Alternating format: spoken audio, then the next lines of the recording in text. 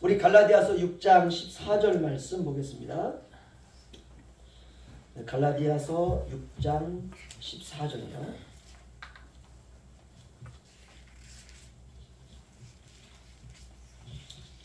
고린도 후서 다음에 갈라디아서가 있습니다.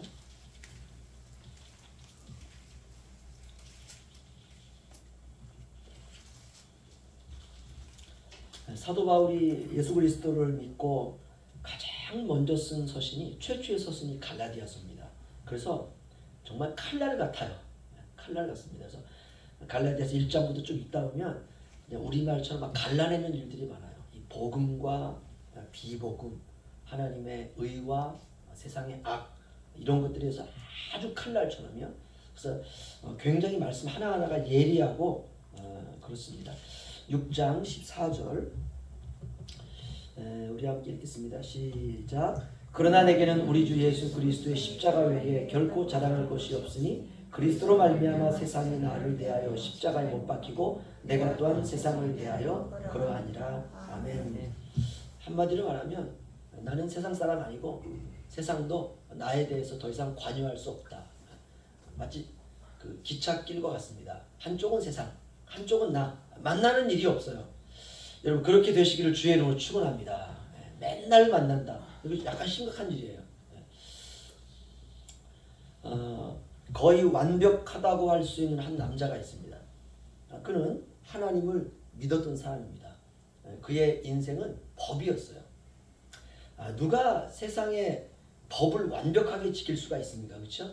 우리는 말씀 하나도 완벽하게 지킬 수가 없습니다. 살인하지 말라. 만약 하나님 말씀에 다른 건 없고 이 책 한 권을 주셨는데 엄청 두꺼운데 다 백지예요. 근데 정 가운데 딱 한 글자만 써 있어요. 살인하지 말라. 지킬 수 있습니까? 절대로 못 지킵니다. 구약의 백성들은 진짜 사람을 죽이면 안 돼요. 근데 신약에 와서는 그렇게 야 살인하면 안 돼. 나 살인하지 않았다. 나 살인하지 않았다. 난 하나님 말씀 완벽하게 지켰다 하는 그에게 예수님이 이렇게 말씀하십니다. 네가 형제를 미워하면 살인한 자라. 그래서 법이요 우리 마음에 있어요. 마음에. 그런데 이 법에 대하여 철저했던 한 남자가 있습니다. 같은 신앙을 가진 사람들도 와 대단하다. 완벽하다. 당시 종교인들 가운데서도 야 저 사람은 정말 흠이 없다. 당시 유대교를 위협하는 단체가 있으면 이 남자는 칼을 들고 가서 죽이든지 그 건물을 부수든지 해야지 직성이 풀려요. 그래서 스스로는 하나님을 향한 열심히 내 안에 나를 이렇게 만들었다라고 하는 한 남자가 있었습니다. 그가 하는 모든 것은 다 하나님을 위해서예요. 가서 교회를 때려 부순 것도 하나님을 위해서. 예수님을 믿는 사람들 가서 다 그냥 잡아 죽이는 것도 하나님을 위해서. 그 중에 대표적인 사람이 스데반 아니었습니까? 스데반이 현장에서 돌로 그냥 때려서 죽임을 받는 그 현장에서 거기를 진두지휘했던 사람, 그 한 사람, 그는 자신을 위해서 철저했습니다. 자신이 갖는 믿음과 신앙에 대해서도 추호의 의심도 없었어요. 칼을 들고 하나님을 위해서라면 다른 사람을 죽이는 살인을 저지르고 있음에도 불구하고 나는 정당하다. 나는 율법을 지켰다. 이런 사람이 있었습니다. 그는 이런 모든 신앙의 기초와 근원은 성경이었고요. 전통이었고요. 자신의 믿음의 확신이었습니다. 흔들림이 없었어요. 자신의 이런 믿음에 대하여 다른 방향으로 가는 사람이 있다면 그는 그를 잡아와서 감옥에 집어넣는 일도 서슴지 않았어요. 사람들에게 돌로 때려 죽여라 라고 하는 일에도 양심의 가책도 느끼지 않았습니다. 이런 한 사람이 자신에 대하여 이렇게 말합니다. 빌립보서 3장으로 한번 가보시죠. 뒤로 가시면 에베소서, 빌립보서가 있습니다. 빌립보서 3장 4절에서 6절.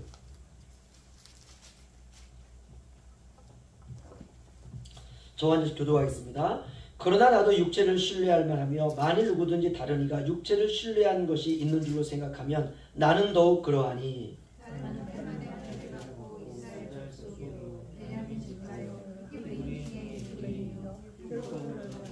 다 함께요. 열심으로는 교회를 박해하고 율법의 의로는 흠이 없는 자라. 아멘. 어떻습니까? 대단하죠? 율법으로 말하면 나는 흠이 없다.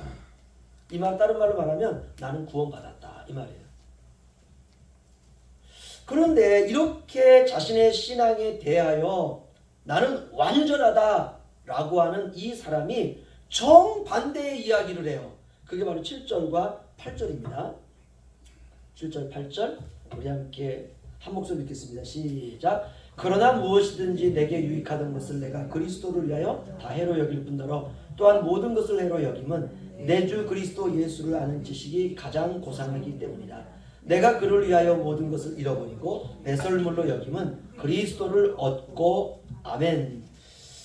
이전까지 나는 율법의 의로는 흠이 없는 자라. 율법의 의, 율법으로 말미암아 구원받는 일에 있어서는 나는 흠이 없다. 이렇게 말하던 사람이 지금까지 내게 유익하던 모든 것들을 다 배설물로 여겼다 이 말이에요. 완전 정반대 얘기 아닙니까? 그렇죠? 그 이유가 뭐냐? 그리스도를 얻기 위해서. 예수님을 증오하던 사람이 예수님을 얻기 위해서 모든 것을 다 포기했다. 이 사람이 바로 사도 바울입니다. 그런데 그냥 포기한 정도가 아니라 그 모든 것들은 쓰레기였다. 이렇게 말하고 있습니다. 내가 지키려고 했던 율법의 그 모든 의는 다 쓰레기였다. 여기서 이 쓰레기였다라는 말은 원어로 보면 이런 말입니다. 어떤 거냐면요. 요즘은 그렇진 않은데 너무 좋아져. 옛날에는 집에서 쓰던 이제 러닝이라든지 팬티라든지 아니면 막 찢어져 가지고 더 이상 쓸 수 없는 이런 수건을 가지고 걸레를 했죠. 그렇죠? 그래가지고 걸레를 보면 그냥 거의 다 누더기예요. 누더기요. 그래도 그 걸레가 귀했단 말이에요. 없을 때니까. 그래서 방을 다 닦고 난 다음에 걸레를 어떻게 합니까? 저 방구석에다 휙 집어 던지잖아요. 바로 그게 배설물입니다. 배설물. 내가 지금까지 아주 귀하게 여겼던 모든 것들을 내가 포기했다. 이게 아니라 내가 그리스도를 위하여 모든 것들을 다 배설물로 여겼다. 쓰레기로 여겼다. 이 말입니다. 이 사람이 바울입니다. 그럼 바울은 왜 이렇게 바뀌었을까? 그 이유는 부활하신 예수님을 만났기 때문에 그렇습니다. 그렇게 바울이 증오하던 부활하신 예수님을 그가 만난 것이에요.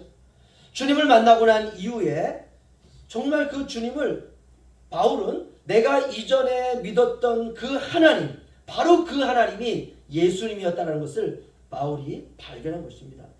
예수님을 믿는 사람들과 교회를 없애버리기 위해서 가던 그 현장에서 바울이 예수님을 만난 것입니다.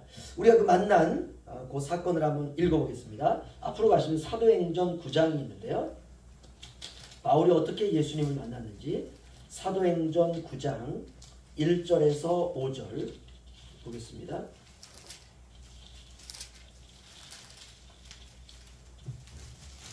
신약성경 201페이지에 있습니다.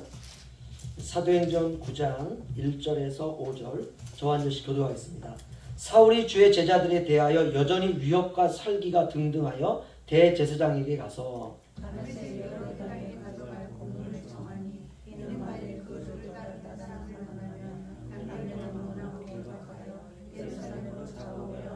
사울이 길을 가다가 다메섹에 가까이 이르더니 호련히 하늘로부터 빛이 그를 둘러 비추는지라.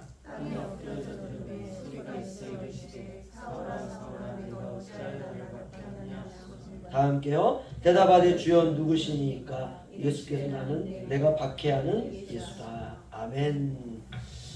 바울이 다메섹 도상에서 만난 그 예수님이 살아계신 하나님이었습니다. 그저 예수는 한 사람의 인간이 아니었어요. 그분은 하나님의 아들이었어요. 이 세상에 인간의 죄를 위해 오신 분, 그리고 십자가에 오르심으로 말미암아 인간의 죄를 대속하신 바로 우리의 구원자. 당시 그리스도인들이 믿고 있었던 진리가 맞았던 거예요. 바울은 자신이 믿었던 율법의 의가 그것이 완전하다고 생각했는데, 바울이 다메섹 도상에서 주님을 만나고 난 이후에 바울이 그토록 증오하던 그리스도인들이 믿고 있던 바로 복음이 진리라고 하는 것을 알게 되었던 것입니다. 자신이 붙들고 있었던 신앙은 율법에 불과한 것이었습니다. 물론 성경에 기초한 자신의 믿음이었지만 믿음의 실체가 아니었다는 것입니다. 바울은 깨닫게 되었어요. 믿음의 실체는 바로 예수 그리스도였던 것입니다.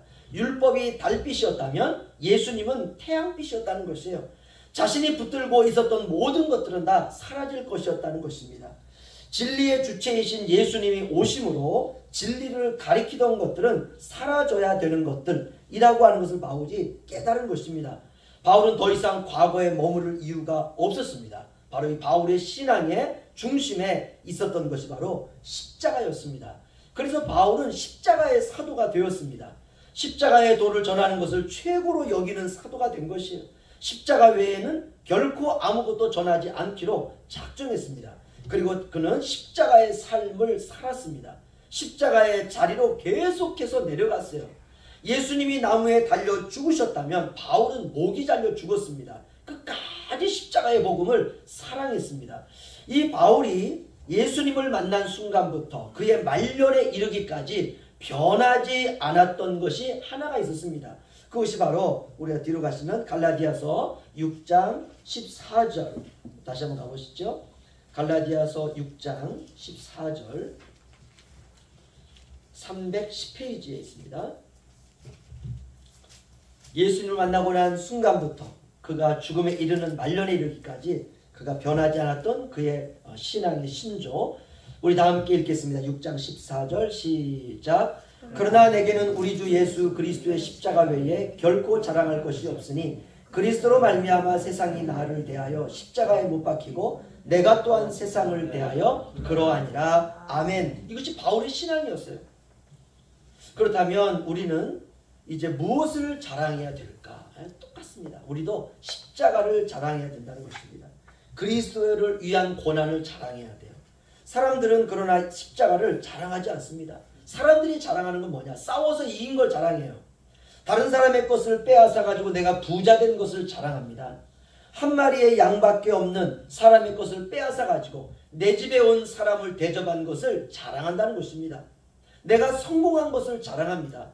그러나 바울은 내게는 우리 주 예수 그리스도의 십자가 외에 결코 자랑할 것이 없다라고 말하고 있어요.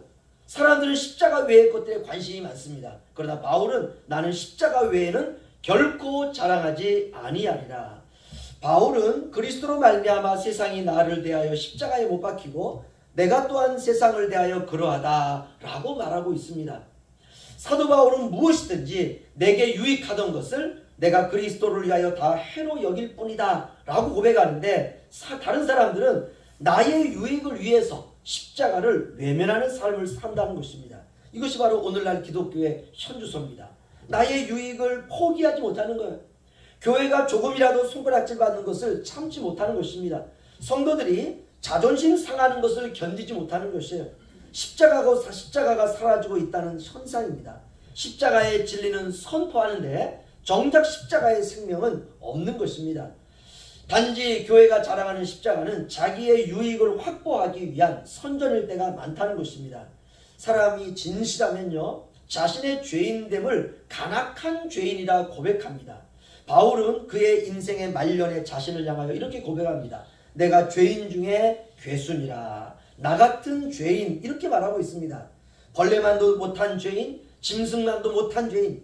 여러분, 우리가 십자가로 가면 갈수록 십자가는 우리의 모든 옷을 벗겨요. 여기서 옷이라고 하는 것은 자기 방어입니다. 나를 포장하고 자기를 변호하고 자기를 보호하기 위한 모든 것들. 그러나 십자가로 가면 이걸 다 버리게 되어 있습니다. 이것을 고린도전서에는 자기의 견고한 진을 파하는 강력한 힘이다, 이렇게 말하고 있습니다. 우리가 십자가로 가면 세상에 대하여 죽는 것입니다. 그러나 내게는 우리 주 예수 그리스도의 십자가 외에 결코 자랑할 것이 없으니 그리스도로 말미암아 세상이 나를 대하여 십자가에 못 박히고 내가 또한 세상을 대하여 그러하니라. 아멘. 이것이 강력한 복음입니다. 내게는 우리 주 예수 그리스도의 십자가 외에 십자가만 붙들겠다는 거예요. 십자가만 전하겠다는 것입니다. 여러분, 이 십자가만이 우리가 전해야 되는 강력한 예수 그리스도의 복음임을 믿습니다. 세상이 외면하는 십자가를 위해서 나의 유익을, 모든 유익을 버리는 것, 이것이 바로 고난의 삶입니다. 오늘 오후 예배에 오신 모든 저와 또 우리 권사님들, 집사님들, 우리가 각오했으면 좋겠습니다. 나는 오직 십자가의 복음만을 붙들고 살겠다. 그러면 삽니다. 십자가의 복음을 붙들면 가정이 살고 자녀들이 살고 남편이 살고 아내가 살고 애매하게 때로는 내가 우리가 당하는 고난이 있을 수 있어요. 그러나 그것도 그냥 감수하는 거예요. 당하는 거예요. 그러나 십자가를 피하면 하나님의 심판만이 있습니다. 그리스도인에게 중요한 건 오직 십자가입니다. 내가 태어난 장소, 그것이 십자가예요. 나의 나됨이 이루어지는 장소, 그것이 십자가입니다. 보기에는 흉측하지만 그 속에 하나님의 은혜가 머물러 있는 장소, 그 십자가입니다. 생명의 근원이 그 속에 있습니다. 우리가 한 주간 십자가로 살겠다고 기도하시고 십자가로만 행하겠다고 우리가 각오하며 몸부림치며 주님의 십자가의 길로 힘들고 어렵지만 걸어가는 저와 여러분 되시기를 주의 이름으로 부탁을 드립니다. 기도하겠습니다.